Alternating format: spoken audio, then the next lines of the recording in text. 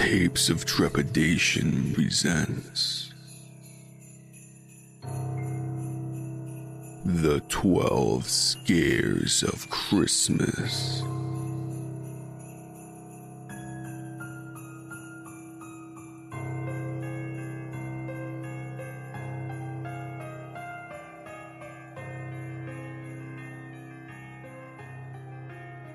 Day 8.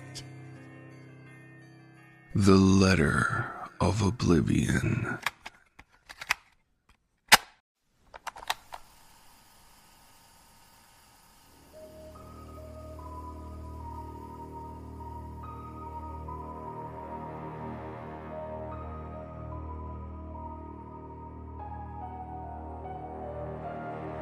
I was about 7 years of age, and it was a dark, cold winter night, and my father and I had just finished saying goodbye to our family members.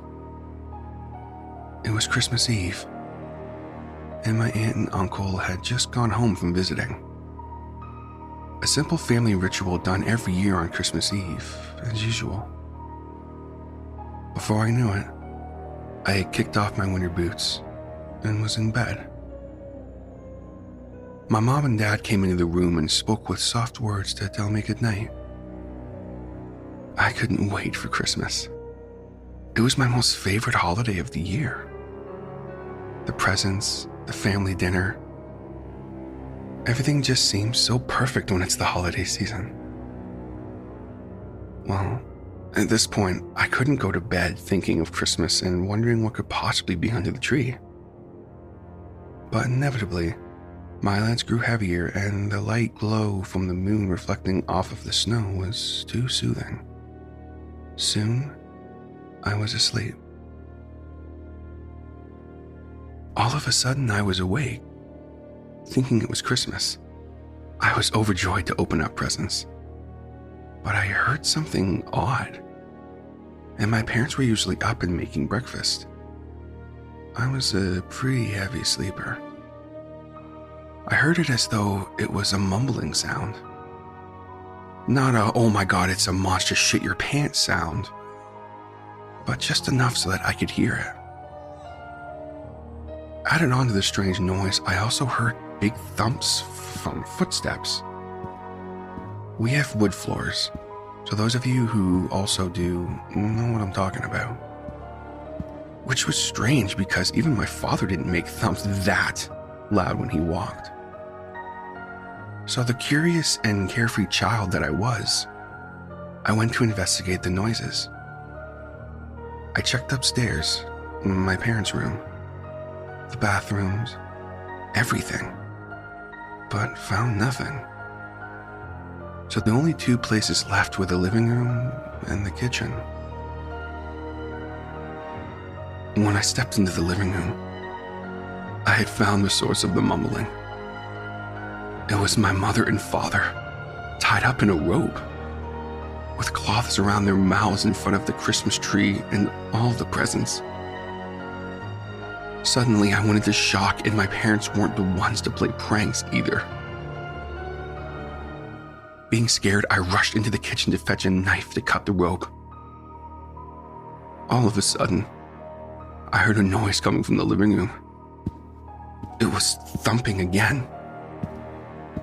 I hurried back, and there, next to my parents, was a tall man in a black, sort of robe-like thin cloth around him. It had a hood.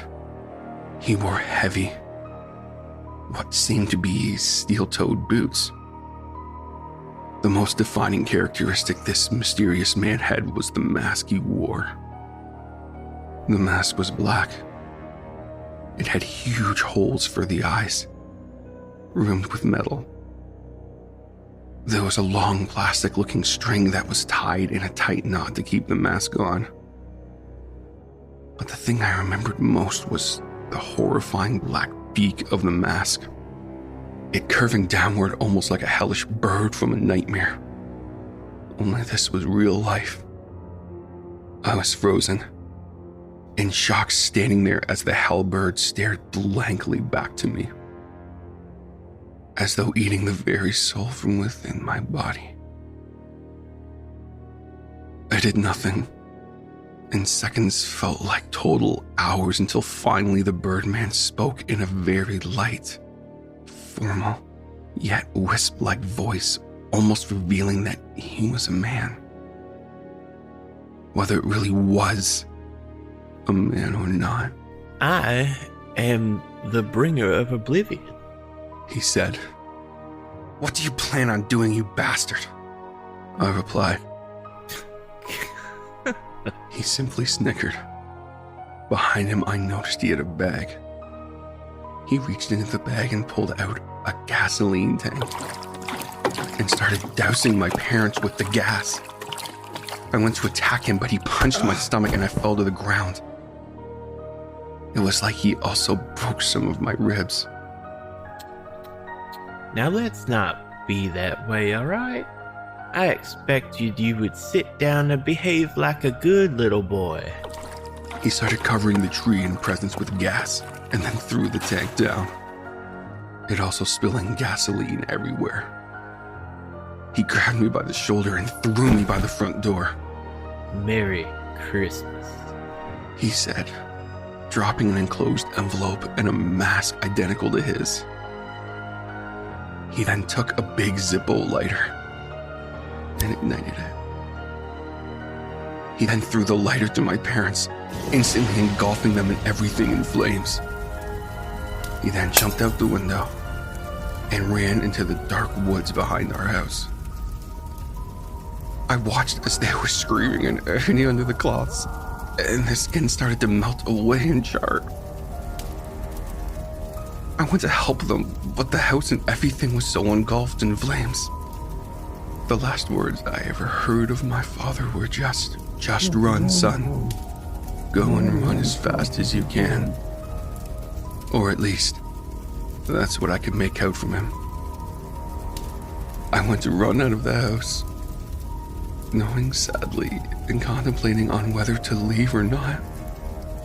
I reached for the door, and my foot stumbled upon something. It was the mask and the letter. For some reason, I took that mask and letter.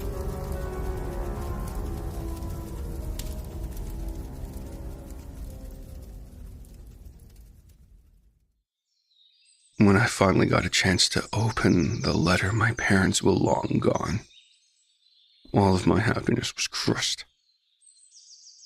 The letter reads as followed.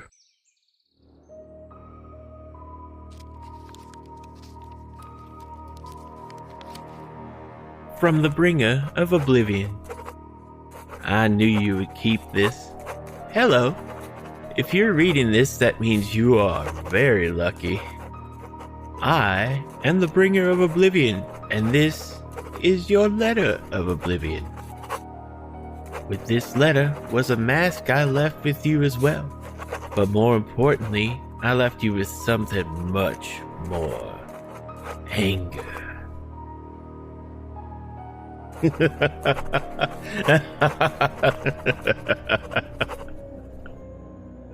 Now don't cry, because it will do no good whatsoever. I've left you with a task, and a new life you can choose to lead. Take this mask and keep these words in your head, because I know they will be burned into your memory.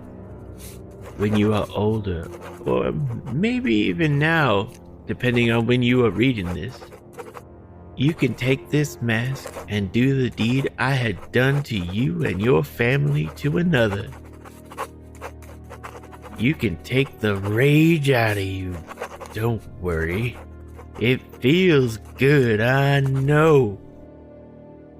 Burn the house and leave a letter and a mask identical to this one to the youngest of the household, then burn the rest of them all. I know you can do this. I feel the fucking rage inside of you. It has consumed you. So release it. Do this, my child, and spread oblivion to wherever you may find it suitable. At the time I had read this, I had stayed at a foster home for God knows how many years. But he was right about the rage. It controlled my body. And sometimes I think to myself, what would have happened had what had been done that night had not occurred? There's no fucking way I would ever become him. I thought to myself, I am 18 years old now.